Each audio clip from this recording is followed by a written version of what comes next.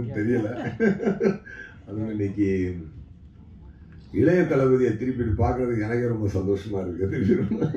ரொம்ப ஏன்னா we are missing that space இல்லை. ரொம்ப ரொம்ப க்யூட்டாக ரொம்ப அழகான ஒரு பர்ஃபார்மன்ஸ். ஜோதிகா மேடம் அவங்களுமே சூப்பர் ஆக்ட் பண்ணியிருக்காங்க. எல்லாத்தையும் திருப்பி நினச்சி பார்க்கும்போது ஆக்சுவலாக என்னென்னாங்க, ஒரு இந்த படத்தினுடைய கதையை நான் சொல்லும்பொழுது நான் 2.5 மணி நேரம் சொல்லுவேன். நான் ரத்னம் சார் நான் தான் போனோம் விஜய் சாரை பார்க்குறதுக்கு. அப்போ நம்ம படம் சொல்லும்பொழுதே நம்ம மைண்டில் படத்தை பார்த்துறோம். அதுக்கப்புறம் பார்த்தீங்கன்னா சீனை ஒன்றுன்னா ஷூட் பண்ணும்பொழுது நம்ம ஷூட் பண்ணி ஒரு சீனை வந்து நாங்கள் வந்து 1 lakh டைம் பார்ப்போம். ஏன்னா எடிட்டிங்கில், அது டிஸ்கஷனில், மியூசிக் டைரக்டருக்கு கதை சொல்லும் பொழுது, அசிஸ்டன்ட் டைரக்டருக்கு கதை சொல்லும்பொழுது, டேரக்டர் அந்த சினிமோட்டோகிராஃபருக்கு கதை சொல்லும்போது, ஃபைட் மாஸ்டர் கதை சொல்லும்போது, எடுத்த சீனை எடிட் பண்ணும்போது, விஜயன் சாரோட அந்த ரஷ் பார்க்கும்போது ஒவ்வொரு டைம் பார்த்தீங்கன்னா கிட்டத்தட்ட ஒவ்வொரு சீனையும் நாங்கள் வந்து மிக்சிங் எல்லாத்துலேயும் பார்த்தோம். ஃபைனல் ட்ரிமிங் மிக்சிங் இது வரைக்கும் பார்த்தீங்கன்னா கிட்டத்தட்ட 1 lakh டைம் வந்து ஒரு சீனை நாங்கள் கோ த்ரூ பண்ணுறோம் அந்த மைண்டில். ஸோ அப்போ பார்த்து இருக்கும்பொழுது படம் ரிலீஸ் ஆகிறதுக்குள்ளே வந்து பார்த்திங்கன்னா அந்த டைரக்டருக்கு இந்த படம் வந்து என்னது நல்லா இருக்கா நல்லா இல்லையா அதுவே மறந்துடும். அந்த அளவுக்கு நாங்கள் நம்மாயிடுவோம். ஏன்னா ஒரு 100 தடவை பார்த்த ஒரு சீனால் நம்மாயிடுவோம். அதனால் ஆடியன்ஸாக நாங்கள் ஒரு மேக்கர் வந்து அந்த படத்தை என்ஜாய் பண்ணவே முடியாது ஒரு ஆடியன்ஸ். ஏன்னா ஆடியன்ஸ் வந்து ஃப்ரெஷ் மைண்டில் வருவாங்க, அவங்களுக்கு எதுவுமே தெரியாது. ஒரு ஆடியன்ஸாக ஃபஸ்ட்டு என்ஜாய் பண்ணுவாங்க. ஃபஸ்ட் டைம் நான் ஆடியன்ஸாக இந்த சாங்கை பார்த்தேங்க, இந்த படத்தை ரியலாக நான் என்ஜாய் பண்ணேன். உண்மையாக சார் அப்போ ஆடியன்ஸ் எவ்வளோ என்ஜாய் பண்ணியிருப்பாங்கல்ல அப்படின்றது எனக்கு இன்னைக்கு ஃபீல் ஆச்சு உண்மையாகவே. ஏன்னா 20 இயர்ஸ் ஆச்சு இல்லையா. ஸோ அவ்வளோ கேப் விட்டு இந்த படத்தை பார்க்கும்பொழுது அவ்வளோ ஒரு பரவசம் ஒன்று உண்டாகுது மனசுக்கு. அப்போ தான் நான் நினச்சேன், இப்போ அந்த மைண்டில் இன்றைக்கி நான் வந்து ஒரு டேக்காக எடுத்துக்கிறேன்னா கில்லரில் இதுலேருந்து கொஞ்சம் கூட குறையாமல், என்டர்டெயின்மெண்ட் குறையாமல் இதே எனர்ஜியோட இதே இருக்கணும், அதை மிஸ் பண்ணிடவே கூடாதுன்னு ஒரு ரிஃப்ரெஷிங் மொமெண்ட்டாக இருந்துச்சு எனக்கு இன்னைக்கு இந்த ஷோ. மேபி இந்த ரிலீஸே வந்து எனக்கு ஒரு ரீஃப்ரெஷிங் மொமெண்ட்டாக இருக்க போகுது கண்டிப்பாக. அதுவும் இல்லாமல் கட்டிப்புடுறா சாக்குறேங்க இங்கேயே 3 தடவை ஒன்ஸ் மாதிரி கேட்குறேன். ஐயோ என்ன ஒரு அதில் என்னென்னா ஒரு ஒரு கிளாமர் சாங் தான். ஆனால் அதில் ஏன் அவ்வளோ ஒரு ஈர்ப்பு இருக்குன்னு சொல்லி பார்த்தீங்கன்னா, நாட் ஓன்லி அந்த சாங்கில் வந்து அந்த மெலடி வந்து ஒரு ஸ்வீட்டான மெலடிங்க.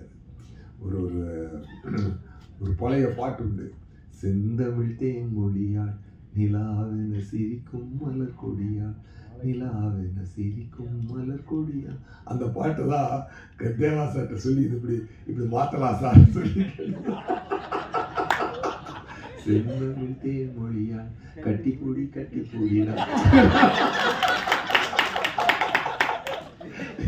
ஏன் உங்களுக்கு எத்தனையோ ஒரு கிளாமர் சாங் வந்திருக்கு, ஆனால் ஏன் உங்களுக்கு அது ஈர்க்குது அப்படின்னு சொல்லி பார்த்தீங்கன்னா, அது ஒரு அருமையான ஒரு பொயட்டிக் சாங். அது அந்த ஒரு பொயட்டிக்கான ஒரு சாங்லேருந்து எடுத்த மெலடின்றதுனால அந்த மெலடி வந்து அப்படி உள்ளே புகுது, ஆடியன்ஸுக்குள்ள அப்படி புகுது. அது ஒரு வார்ம் ஃபீலை ஒன்று கிரியேட் பண்ணுது. அது வைரமுத்து சாரோட லிரிக் ஆகட்டும், மும்தாஜினுடைய இதாகட்டும், அந்த டான்ஸ் மாஸ்டர் தாரா மாஸ்டர் அவங்களோடதாகட்டும், இளைய தளபதி அதில் அப்படி உள்ள புகுந்தவர் ஒரு பண்ண ஒரு எனர்ஜி ஆகட்டும், எல்லாமே சூப்பர். அது வந்து ரொம்ப ஹாப்பியாக இருக்குது. நாட் ஓன்லி தட் சாங், மொட்டு ஒன்று மலர்ந்தது லிரிக்குக்கு டியூன் போட்டார் தேவா சார். இந்த லிரிக்கு சார் இந்த வழக்கமாக டியூன் போட போனோடனே தேவா சார் வந்து சார் என்ன பண்ணலாம் இன்றைக்கி அப்படின்னு சொல்லி கேட்பாரு. இந்த இடம் வந்து நம்ம வந்து ஒரு லிரிக்கை கொடுக்குறேன், நீங்கள் டியூனுக்கு லிரிக் இல்லை சார், இந்த இடம் லிரிக்கை தரோம், நீங்கள் அதுக்கு டியூன் போடணும் சார் அப்படின்னு சொல்லி சொன்னேன். என்ன லிரிக் சார்னா வைரமுத்து சார் ஒரு லிரிக் வச்சுருந்தார். மொட்டு ஒன்று மலர்ந்திடம் மறுக்கும், முட்டும் தென்றல் அதை மெல்ல திறக்கும், இது மலரின் தோல்வியா இல்லை காற்றின் வெற்றியா, கல்லுக்குள்ளே சிற்பம் தூங்கி கிடக்கும், சின்ன ஒளி தட்டி தட்டி எழுப்பும், இது கல்லின் தோல்வியா இல்லை ஒளியின் வெற்றியா. சொல்லும் போதே அப்படி ஒரு பொயட்டிக்கான ஒரு பெண்ணுக்கும் ஆணுக்கும் இருக்கக்கூடிய சண்டை என்பது, அந்த ஊடல் என்பது, ஊடலுக்கு இதை விட சிறந்த வரிகள் போடவே முடியாது. மேகம் என்பது மழை முடிச்சு காட்டு முட்டினால் அழிந்து கொள்ளும், காதல் என்பது இது மனம் முடிச்சு கண்கள் முட்டினால் சேர்ந்து கொள்ளும். அந்த மாதிரி ஒரு எக்ஸ்ட்ராடினரி லைன்ஸ் இதெல்லாம் வந்து அவர் இந்த படத்துக்கு நீங்கள் ஆடியன்ஸாக நீங்கள் எவ்வளோ காசு அவருக்கு கொடுத்தாலும் அது வந்து தாகும், அதுக்கு அது வந்து பத்தாது. பத்தாது. ஏன்னா அவ்வளவு செலவழிச்சிருக்காரு இந்த இண்டஸ்ட்ரிக்கு. அவர் தன்னுடைய பெரும்பான்மையான வாழ்க்கை இந்த இண்டஸ்ட்ரிக்கு அவர் செலவழிச்சிருக்காரு. எத்தனை இயக்குநர்களுக்கு வாழ்க்கை, எத்தனை மியூசிக் டைரக்டருக்கு வாழ்க்கை கொடுத்துருக்காரு, என்னுடைய வாழ்க்கையை அடுத்த கட்டத்துக்கு எடுத்துகிட்டு போகிறதுக்கு குஷி ரொம்ப முக்கியமான ஒரு காரணமாக இருந்தது. இன்றைக்கி நான் தெலுங்கில் நடிக்கிறேன் இதெல்லாம் சொல்லி வந்தாலும் இன்றைக்கி நான் போகும்போது நான் தெலுங்கில் எனக்கு ஒரு ரெப்புடேஷன் இருக்கிறதுக்கு ஒரு முக்கியமான காரணமாக இருந்தது அந்த குஷி தெலுங்கில் எடுத்தது. கண்டிப்பாக அதுக்கு நான் ரத்தம் சாருக்கு என்றைக்குமே நான் நன்றி சொல்லுவேன். டெஃபினட்டாக அதான் சொல்லேன், ஆடியன்ஸ் தான் நான் இன்றைக்கி ஆடியன்ஸ் தான். இந்த சின்ன ட்ரெய்லரையும் இந்த 2 சாங்கையுமே ரசித்தேன். அப்போ கண்டிப்பாக படம் எவ்வளோ ஒரு எனர்ஜியோடு வந்திருக்குன்னு பார்க்கணும். இது ஒன்றே என்னென்னா சார், பிளெஸ்ஸிங் தான் சார். இது அவ்வளோ ஒரு நல்ல அமைந்த பிளெஸ்ஸிங். அன்றைக்கி பத்திரிக்கையாளர்கள் நீங்கள் கொடுத்த அன்பும் இன்றைக்கி அந்த ப்ரெஸ்ஸில் அன்றைக்கி நான் சந்தித்தவங்களாம் இன்றைக்கி அப்படியே பார்க்குற எல்லாரையும் ரொம்ப ரொம்ப சந்தோஷம். இன்றைக்கி புதுசான ஆளுங்களும் வந்திருக்காங்க. ஸோ குஷி மிகப்பெரிய கொண்டாட்டமாக இருக்க போது தியேட்டரில். அது இல்லாமல் இன்றைக்கி ஆண்ட்ரூ சாரியா கூட வந்தார், என்னை பார்க்க ஆஃபீஸுக்கு வந்தார். வந்தவுடனே அப்புறம் ஆண்ட்ரூ சார் அதில் இப்போது என்னை வச்சு வதந்தின்னு ஒரு வெப்சீரிஸ் பண்ணார். அது நல்ல ரீச் ஆச்சு ப்ரைமில். அதுக்கப்புறம் கொலைகாரன் டைரக்டர் என்னுடைய அசிஸ்டண்ட் அவர். ஸோ வாலியிலேருந்து என் கூட அசிஸ்டண்ட்டாக ஒர்க் பண்ணார். சரி வந்தார், சார் வாங்க சார் எனக்கு குஷி இதுதான் ஈவெண்ட் தான் போகலாம் அப்படின்னு சொல்லிட்டு. ஏன்னா எனக்கு தெரிஞ்சு ரீரிலீஸுக்கு தான் ஃபஸ்ட்டு ப்ரெஸ் மீட்னு நினைக்கிறேன். இல்லை ஃபஸ்ட்டு ப்ரெஸ் மீட்டு. அதுவே ஒரு நல்ல ஒரு அருமையான ஒரு ஹிஸ்டாரிக்கல் மொமெண்ட்டு தான் இது. டெஃபினட்டாக ஒரு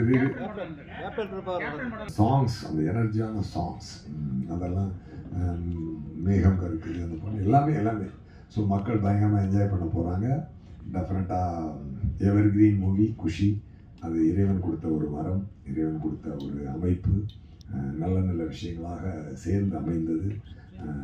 அப்படி ஒரு அமைப்பு ரொம்ப ரேராக தான் அமையும். அது ரொம்ப சந்தோஷமாக இருக்குது. Thank you so much. எடுக்கும்போது இவ்வளோ ஹிட்டாகவும் நினைச்சிங்களா? அந்த ஷூட்டிங் ஸ்பாட் எக்ஸ்பீரியன்ஸ் பற்றி எனக்கு கொஞ்சம் சொல்லுங்கள் சார். ஆக்சுவலாக இல்லை சாங் எப்போவுமே அந்த ரெக்கார்டிங்லேயே தெரிஞ்சிடும். அது ஒரு வைப் வந்துடும் அந்த ரெக்கார்டிங்கில். ஏன்னா எதுவுமே மனசுக்கு உள்ள ஹிட் ஆகாமல் உள்ள எனர்ஜி ஏற்றாமல் ஒரு விஷயத்த நாங்கள் பண்ணுறதே கிடையாது. ஸோ அதான் சொல்கிறேனே, அந்த கிரியேட்டிங் ஏரியாவில் தான் நாங்கள் என்ஜாய் பண்ணுறது. அது மொத்தமாக ப்ராடக்டாக நிற்கும் பொழுது ஒரு நாள் என்ஜாய் பண்ணுவோம், ஒரு நாளில் நம்ம முகத்தே கண்ணாடியில் பார்க்கும்போது சரி நீ ரொம்ப அழகாக இருக்கடா அப்படின்னு தோணும். ஒரு நாள் என்ன இவ்வளோ கேவலமாக இருக்கும் அப்படின்னு தோணும். அந்த மாதிரி அது உணர்வுகள் மாறிக்கிட்டே இருக்கும். அதனால் உண்மையை சொல்லணும் அப்படின்னு சொன்னால் நான் உண்மையாகவே சொல்கிறேன். நான் இன்றைக்கி ஆடியன்ஸாக தான் குஷி என்ஜாய் பண்ணி இங்கே உட்காந்து பார்த்தேன். நான் இந்த சாங்கை பார்க்கும்போது, ஏன்னா நானும் டிவியில் பார்த்துருந்தேன். டிவியில் வந்துடுச்சு, யூடியூப்பில் பார்க்குறோம். நம்ம யூடியூப்பில் சோனியில் கனெக்ட் பண்ணிட்டு அப்படி பார்க்குறோம். அப்போலாம் அது பெரிய ஸ்க்ரீனில் பார்க்கும்போது இன்னும் அதோடைய டெஃபினட்டாக ஆடியன்ஸ் அதை என்ஜாய் பண்ணுவாங்க. அது நீங்கள் கேட்ட கொஸ்டின் எனக்கு புரியுது. பட் என்னென்னா இல்லை அதாவது என்னென்னா ரொம்ப என்ஜாய் பண்ணேன். அதான் உண்மை. உங்கள் கொஸ்டினுக்கு அதான் ஆன்சர். பிரஸ்துகிட்டேருந்து இருந்த வரவேற்பு, பிரஸ்துகிட்டேயே ஒரு வரவேற்பு வந்துருச்சுன்னா தியேட்டரில் என்னவா இருக்குங்கிறத நினச்சி ஒரு டிஸ்ட்ரிபியூட்டரா அவ்வளோ பெரிய சந்தோஷம். ஒவ்வொரு படத்தையும் என்னன்னா பிரஸ் பார்க்கும் பொழுது ஒரு தராசு வச்சுட்டே பார்ப்பாங்க. அது ஒரு வேலையாவே பார்ப்பாங்க. எனக்கு நான் நினைச்சது உண்டு, எனக்காச்சும் பிரஸ்ஸை சந்தோஷப்படுத்துற மாதிரி. அது என்டர்டெயின்மெண்ட் தானே, அவங்களுக்கும் அது ஒரு என்டர்டெயின்மெண்டா மாறாதா அப்படின்னு எல்லாம் சில பிரஸ் மீட் நினைச்சிருக்கேன். ஃபர்ஸ்ட் டைம் ஒரு பிரஸ் மீட்டே ஒரு ட்ரெய்லரையும் சாங்கையும் என்டர்டெயின்மெண்டா பார்த்தாங்க அப்படிங்கிறது மிகப்பெரிய ஆச்சரியமா இருந்துச்சு. அதுல ஹைலைட்டான விஷயம், ஒரு சாங்குக்கு ஒன்ஸ் மோர் கேட்டாங்க. அதுல எனக்கு அதெல்லாம் விட ரொம்ப ஹைலைட்டா இருந்தது, ஒரு சகோதரி கடைசியா ஒன்ஸ் மோர் அப்படின்னாங்க பாருங்க. அதுதான் பயங்கர ஹைலைட்டா இருந்துச்சு. இதை விட ஒரு படத்தோட வெற்றியை வேற எதுவுமே, ஏன்னா ஒரு பிரஸ் இன்னைக்கு பல லட்சம் பேருக்கு சமம். ஒரு பிரஸ்ல இருந்து இங்க 200 பிரஸ் இருக்காங்கன்னா ஒவ்வொருத்தரும் இங்க உட்கார்ந்துருக்க ஒவ்வொருத்தரும் பல லட்சம் பேருக்கு சமம். எனக்கு தெரிஞ்சு இந்த பல லட்சம் பேரோட வாழ்த்துக்களோட அவங்களே என்டர்டெயின் பண்ண ஒரு மிகப்பெரிய பிளஸ்ஸிங்கோட சார் மிகப்பெரிய வெற்றி காத்துட்டு இருக்கு அப்படின்னு நினைக்கிறேன். ரீரிலீஸ்ல ஃபர்ஸ்ட் டே ஃபர்ஸ்ட் ஷோ தியேட்டர்ல பாருங்க. உங்க லைஃப்ல அப்படி ஒரு சந்தோஷத்தை அடைய மாட்டீங்க. அந்த அளவுக்கு பொதுமக்களால கொண்டாடப்படக்கூடிய ஒரு பாட்டா இருக்க போகுது. ஏன்னா இங்கே ப்ரெஸ்ஸே அந்த பாட்டை ஒன்றுமோர் கேட்டுட்டாங்க. அதை விட வந்து இதுக்கு வந்து வேற எதுவுமே சொல்ல வேண்டியதில்லை. எனக்கு சும்மாவே வந்து எஸ்ஜே சூர்யா சார்னாலே ஒரு எனர்ஜி தான். ஒரு ஹார்ஸ் பவரில் சொல்கிற மாதிரி எஸ்ஜே சூர்யா சார் பவரில் சொல்லலாம். இதில் கட்டிப்பிடிட்டா சாங்கில் பார்த்தீங்கன்னா இடையில ஹார்ஸோட சவுண்டு மிக்ஸ் பண்ணி வருது. எனக்கு நல்லா கனெக்ட் ஆச்சு எஸ்ஜே சூர்யா. நான் அதான் கேட்டுட்டு இருந்தேன், சார் இன்னைக்கே இந்த எனர்ஜினா 25 வருஷத்துக்கு முன்னாடி இந்த சாங் பண்ணும்போது நீங்கள் என்ன எனர்ஜியில் இருந்திருக்கீங்க அப்படின்ற மாதிரி தான் தாட்டை கேட்டுட்டு இருந்தேன். ஒரு வருஷத்துக்கு முன்னாடி அவங்களுக்கு வந்து திருப்பி அது வந்து பண்ணுதுன்னா, என்னைக்கும் நம்ம பண்ண உழைப்பு நம்மளோட டெடிகேஷன் ஒழுங்கா இருந்துச்சுன்னா நமக்கான சன்மானமோ வெற்றியோ அது வந்து கிடைச்சே தீரும் அப்படிங்கிற மாதிரி. அது மாதிரி அடுத்ததா வந்து குஷியை கொண்டாடி குஷியை கொண்டாந்து ரிலீஸ் பண்றாங்க. ரிலீஸ் பண்ணா எனக்கு வந்து என்னன்னா, ரிலீஸ் படங்கள் நிறைய பண்ணிட்டு இருப்பேன். ரிலீஸ் படங்கள் பண்ணிட்டு இருக்கும்போது ஃப்ரெண்ட்ஸுங்க வந்து வாழ்த்து சொல்லுவாங்க, இந்த படம் எடுத்திருக்கேன் நல்ல படம் அப்படின்லாம். நான் எனக்கு என்ன மாதிரி குஷிக்கும் எனக்கு வந்துச்சு. எனக்கு அப்பவே வந்து அதோட சக்சஸோட மீட்ரு தெரிய ஆரம்பிச்சிச்சு.